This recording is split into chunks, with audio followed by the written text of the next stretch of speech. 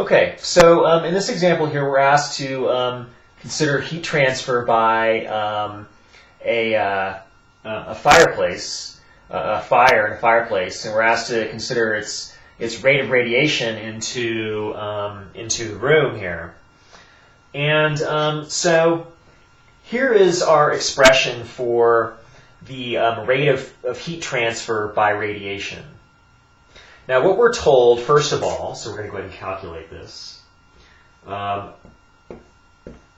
told that half of the total energy from a fireplace goes into the room.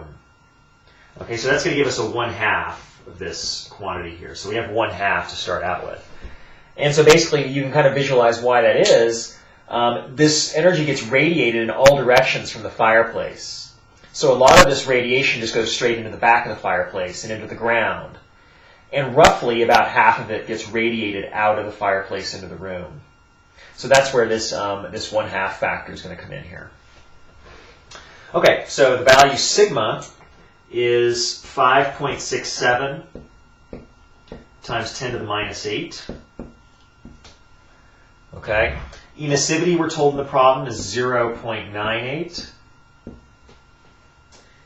The area is 0.2 square meters, and I'm just dropping the units here because I'm just as long as you have all your units straight, everything will turn out fine. So we have area in square meters, and we're going to have to use temperature in kelvins. Okay, remember, whenever you have temperature in a problem, you have to use kelvins. It's only when you have like when we're using delta T, when you can actually just use Celsius or Kelvin. So I'm going to kind of continue this down here. So temperature to the 4th.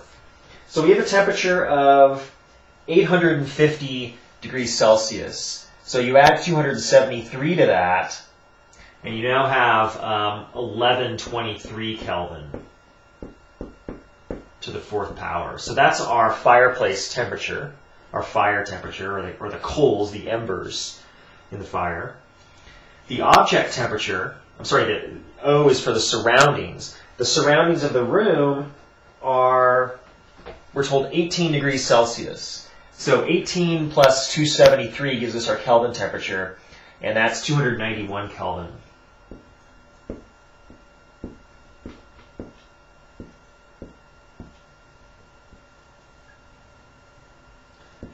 So that's all within these brackets here. So to do this calculation, we have to do this to the 4th power, subtract that to the 4th power, and then multiply it times 0.2 times 0.98 times our constant sigma, and then times 1/2 for half of the energy getting into the room. And when you do this calculation, you get a somewhat surprising result. You get 8,800.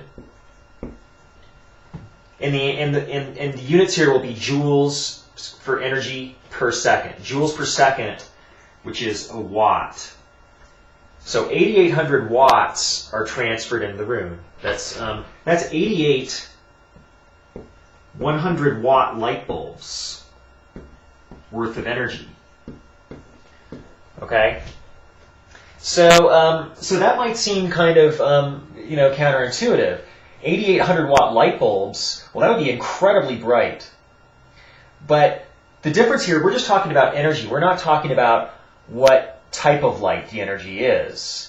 So for the fireplace, most of this light energy comes in the form of infrared light.